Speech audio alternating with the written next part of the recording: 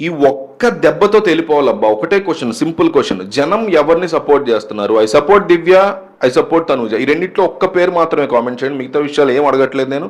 ఛానల్ని లైక్ చేయొద్దు, సబ్స్క్రైబ్ చేయొద్దు, ఏమొద్దు. జనం ఏమనుకుంటున్నారు? దివ్య ఫ్యామిలీ, తనూజ ఫ్యామిలీ, దివ్య పిఆర్ జనాలు ఉంటారు, తనూజ పిఆర్ జనాలు ఉంటారు, వాళ్ళందరూ ఈ కామెంట్లు చూస్తారు.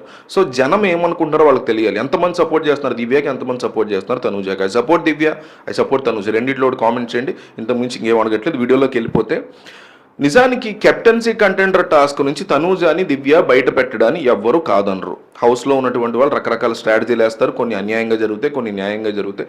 వాటి గురించి ఎవరు క్వశ్చన్ చేయలేరు. అన్యాయంగా జరిగినప్పుడు అన్యాయంగా చేయకుండా న్యాయంగా చేయండి రా బాబు అని మనం అడుగుతాం. అంతకుమించి పెద్ద విషయం కాదు. కానీ కంప్లీట్గా వెనకాల గార్డెన్ సైడ్ ఎటు సైడ్ ఉన్నటువంటి భరణిని చూసి మళ్ళీ మనిషి కంప్లీట్గా ఇటు తిరిగి కాసేపు చూసింది, ఏకంగా పోనీ అట్లా చూసి ఇట్లా చూడాల.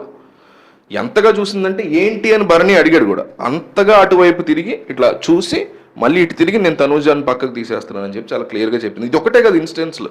హౌస్లో వీళ్ళిద్దరి మధ్య కూర్చుని మాట్లాడుకున్నటువంటి కాన్వర్జేషన్స్లో తనూజాతో ఏదన్నా భరణి నవ్వుతూ మాట్లాడుతూ ఉంటే ఒక రకమైనటువంటి అబ్సెషన్ భరణి పట్ల, ఫాదర్ ఫిగరే కావచ్చు, బ్యాడ్గా అనట్ల, బట్ ఒక రకమైన అబ్సెషన్ని క్రియేట్ చేసేసుకోవడం ఆ మనిషి పట్ల. ఆ వ్యక్తి ఫాదరో బ్రదరో, నాకే బ్రదర్ ఉండాలి, నాకే ఫాదర్గా, నాకే బాబాయ్గా ఉండాలి అనే ఒక మెంటాలిటీని ఆమె డెవలప్ చేసుకోవడం అనేది ఇక్కడ తలకి నొప్పిగా మారింది. అది పక్కన పెట్టేస్తే దివ్య ఈజ్ ద వండర్ఫుల్ ప్లేయర్, చాలా పర్ఫెక్ట్గా ఆడుతుంది. అయితే ఈమెను మ్యాన్పులేట్ చేసేవాళ్ళు ఎవరైనా ఉన్నారో హౌస్లో, ఇమాన్యుల్ లాంటి వాళ్ళు, తనూజ లాంటి వాళ్ళు, భరణి లాంటి వాళ్ళు ఉన్నారా అనేది కూడా ఒక సెపరేట్ డిస్కషన్. బట్ ఇప్పుడు తనూజ తీసుకున్నటువంటి నిర్ణయం ఏంటంటే, న్యాయంగా అన్యాయంగా ఉండే స్ట్రాటజీలని దాటేసి అబ్సెషన్ కోసం వేరే వాళ్ళ పట్ల తను బిహేవ్ చేస్తున్న బిహేవియర్ని చూసి తట్టుకోలేక జలసీతో ఆమె ఇట్లా చేసిందని తనూజ స్ట్రాంగ్గా నమ్ముతుంది. కాబట్టి వెంటనే ఆ పాయింట్ని ఎత్తి చెప్పింది కూడా. కాబట్టి డెఫినెట్లీ ఈ వీక్ నామినేషన్స్లో నేరుగా డైరెక్ట్గా పెట్టబోతుంది దివ్యాని తనూజ. ఇది ఎప్పుడు జరుగుతుందా అని ఎదురు చూస్తున్నటువంటి తనూజ వీరాభిమానులు, ఎందుకంటే తనూజ ఫ్యాన్స్ ఓటింగ్ మీరు చూడండి భయంకరంగా ఉంది. ఈ వీక్ ఇవాళ జరగబోతున్నటువంటి ఎలిమినేషన్స్లో ఆమె ఓటింగ్ని ఒకసారి మీరు చూస్తే 28% ఉంది. ఆమె దగ్గర ఎవరు లేరు. 22లో కళ్యాణ్ ఉన్నాడు తప్ప ఇంకెవ్వరు కనపట్ల. మేబీ ఇమాన్యుల్ నామినేషన్స్లో ఉండే ఆమెను దాటి వెళ్ళేవాడు, లేదా ఆమె దగ్గరలో ఉండేవాడు, ఏదో జరిగేది. కానీ ఎవరు లేకపోయేసరికి ఈమె టాప్లో 28%లో ఉంది. సో 28% అంటే వేసే ప్రతి 100 ఓట్లో 28 ఓట్లు తనూజకు పడుతున్నాయి. అంటే చిన్న మ్యాటర్ కాదు. మీకు 1 కోటి ఓట్లు పడ్డాయంటే 28 లక్షల ఓట్లు పడినట్టు అమ్మాయికి. చాలా పెద్ద నెంబర్ అది.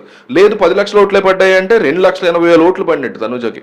సో ఇంతమంది ఫాలోయింగ్ని, దాదాపు 28-30% ఓటింగ్ని ఉన్నటువంటి వ్యక్తి పనిగట్టుకుని నామినేషన్స్లో దివ్య లాంటి వ్యక్తిని పెడితే తనూజ వీరాభిమానులు మిగతా అందరికీ ఓట్లు కొద్దడానికి రెడీగా ఉన్నారు. కావాలంటే తనూజ రేటింగ్ని ఒక 22కో, కావాలంటే 18కో దించుకునైనా కింద మీకు మిగతా నామినేషన్స్లో ఎగ్జాంపుల్ చెప్తున్నా, రాము, సాయి, నిఖిల్, సంజన, రీతు, ఈ 5 ఉన్నారు. వాళ్ళతో పాటు తనూజ, దివ్య కూడా ఉన్నారు అనుకోండి, కళ్యాణ్ కూడా ఉన్నారు అనుకోండి. వీళ్ళందరి యొక్క నెంబర్స్ని తనూజను ఒక సేఫ్ స్పేస్లో పెట్టేసి సాయి శ్రీనివాస్ లాంటి వాళ్ళకి, రాము లాంటి వాళ్ళకి, రీతు లాంటి వాళ్ళకి, నిఖిల్ లాంటి వాళ్ళకి కూడా ఓట్లేసి వాళ్ళని టాప్లో పెట్టి, అంటే అట్లీస్ట్ నెంబర్ 2 పొజిషన్ నుంచి ఎవరైనా ఉండాలి తప్ప దివ్య ఉండకూడదనే టార్గెట్లో వెరీ వెరీ స్ట్రాంగ్ ఓటింగ్ పడబోతోంది అని తనూజ ఫ్యాన్స్ ఓపెన్ ఛాలెంజ్లు చేస్తున్నారు. సోషల్ మీడియాలో, ట్విట్టర్లో, ఇన్స్టాగ్రామ్లో, వాట్సాప్లో, మీకు యూట్యూబ్లో కామెంట్లో కూడా విపరీతంగా చెప్తున్నారు ఈ విషయాన్ని.